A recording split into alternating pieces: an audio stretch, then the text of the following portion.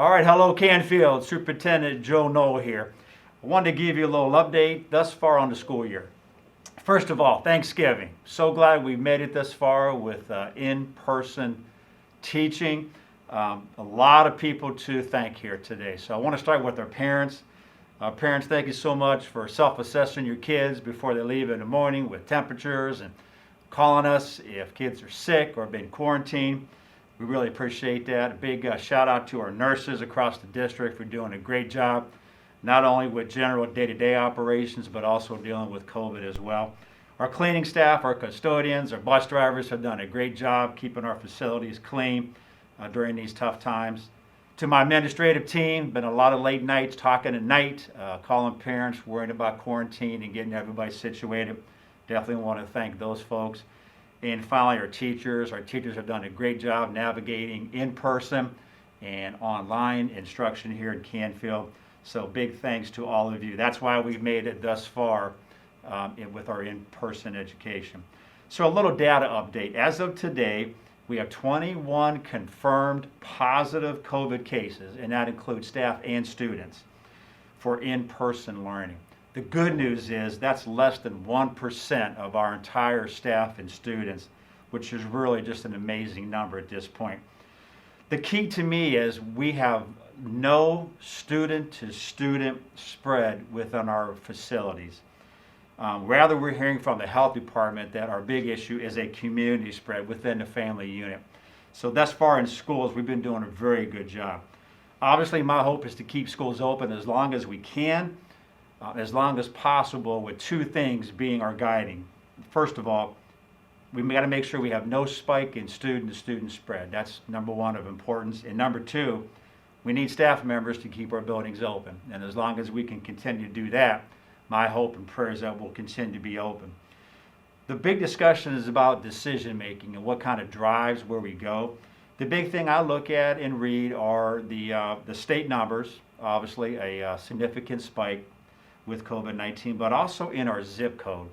And I look more about what's happening in Canfield. And to be honest with you, our numbers aren't that good either. We are trending in the wrong way. But we're doing some things as a school and as a community to try to deal with this COVID spike. First of all, Operation Stay Open Canfield. Something we're doing here in the district. We're just asking our folks to have a little more diligence.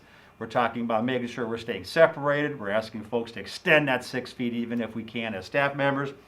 We're making sure we're wearing our masks even when we're having meetings with one another. No face-to-face meetings with my administrators and our staff members. We're working hard on doing Google Meet. We've also got the governor's curfew guidelines in place. We're hoping folks will follow them. And here's some of the guidelines. Wear a mask. Small family gatherings, especially this Thanksgiving season. Social distance at the Knoll household. We're going to go to grandma's.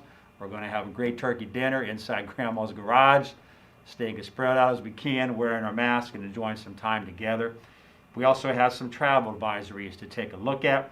And the good mayor here in Canfield has put together a COVID task force, which I'm a member of. And the big key here is we're going to mask up. We're going to have some great new masks, compliments of our PTA. We're going to put them online for you to go and purchase. It's a great fundraiser. But the mayor and his task force really wants to focus in on masking up. So you can go to our website to be able to purchase those, support the schools, our PTA, but also the COVID task force. Also today, the Mahoney County Health Department put out a stay-at-home advisory as well, which basically just kind of sums up all those mitigating things that we can do to keep everybody safe. But with all that being said, we do need to be prepared. I know I've been talking about that in my last couple updates with you. Our emergency remote learning plan is online for everybody to see. Parents, I'd ask you to go take a look at that.